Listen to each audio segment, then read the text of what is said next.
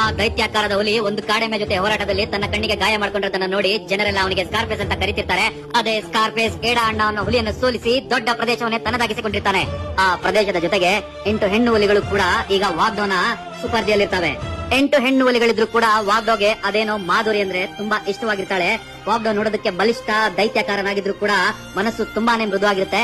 ಮಾಧುರಿ ಜೊತೆ ತುಂಬಾ ಒಳ್ಳೆಯ ಸಮಯ ಕಳೀತಾ ಇರ್ತಾನೆ. ವಾಗ್ಡೋಗೆ ಬಿಟ್ಟಿರಲಾರದ ಒಂದು ಜೀವ ಅಂದ್ರೆ ಅದು ಮಾಧುರಿ ಕಣ್ರಿ. ಮಾಧುರಿ ಜೊತೆ ಅವನಿಗೆ 4 ಹೆಣ್ಣು ಮರಿಗಳು ಕೂಡ ಜನಿಸ್ತವೆ. ಮೋನಾ, ಗೀತಾ, ಲಾರಾ ಮತ್ತು ಸೋನಮ್ ಅಂತ ಹೆಸರಿಡಲಾಗುತ್ತೆ. ಆ 4 ಹೆಣ್ಣು ಮರಿಗಳೇ ಮುಂದೆ ತೇಲಿಯಾ ಸಿಸ್ಟರ್ಸ್ ಅಂತ ಖ್ಯಾತಿ ಹೊಂದುತ್ತಾರೆ. ತೇಲಿಯಾ ಅನ್ನೋ ಒಂದು ಸಣ್ಣ ಲೇಕ್ ಇರುತ್ತೆ. ಆ ಲೇಕ್ ಇಂದ ಇವರಿಗೆ ಕೂಡ ಆ ಹೆಸರನ್ನ ಇಡಲಾಗುತ್ತೆ. ಇಲ್ಲಿ ಒಂದು ಬಹು ಮುಖ್ಯವಾದ ವಿಷಯ ನಿಮಗೆ ಹೇಳಲೇಬೇಕು. ಆ 4 ಹೆಣ್ಣು ಮರಿಗಳು 2-2.5 ವರ್ಷದ ಪ್ರಾಯದಾಗರಾಗ್ತವೆ. ಹುಲಿಗಳು ಆ ವಯಸ್ಸಿನವರಾದಾಗ ಸ್ವಂತವಾಗಿ ತಮ್ಮ ಕಾಲ ಮೇಲೆ ನಿಂತ್ಕೊಳ್ಳೋ ಸಮಯನೇ ಆಗಿರುತ್ತೆ.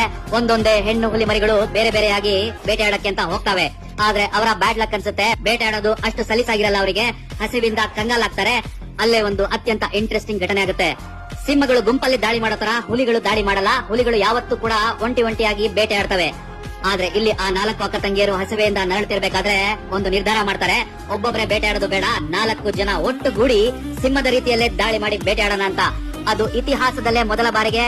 ವನ್ಯ ತಜ್ಞರು ಕೂಡ ಇದರಿಂದ ತುಂಬಾ ಶಾಕ್ ಆಗ್ತಾರೆ. ಡಿಸ್ಕವರಿ ಚಾನೆಲ್ ನವರು ಕೂಡ ಇದರಿಂದ ಉತ್ತೇಜಿತರಾಗಿ ಒಂದು ಡಾಕ್ಯುಮೆಂಟರಿನೇ ಮಾಡ್ತಾರೆ.